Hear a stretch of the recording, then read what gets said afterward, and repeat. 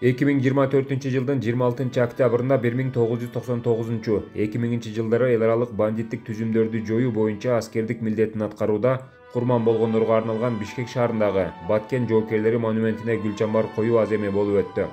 Салтанатка Кыргыз Республикасынын коргоо министри генерал-лейтенант Бактыбек Бекболотов, коргоо министрлигинин борбордук аппаратынын, куралдуу күчтөрдүн, генералдык штабынын башкаруу органдарынын өздүк курамы, Бишкек гарнизонунун аскер бөлүктөрүнүн аскер кызматчылары, Баткен жоокерлеринин республикалык кеңешинин, республикалык Баткен жоокерлери комитетинин өкүлдөрү, ошондой эле Баткен окуяларында курман болгон аскер кызматчыларынын үй бүлө мүчөлөрү жана туугандары катышышты.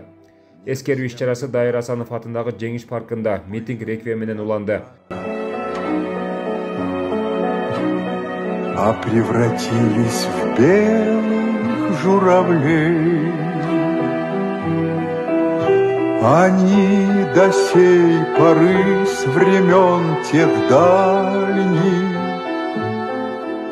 летят и подают нам голоса. Не потому так часто и печально мы замолкаем, глядя в небеса.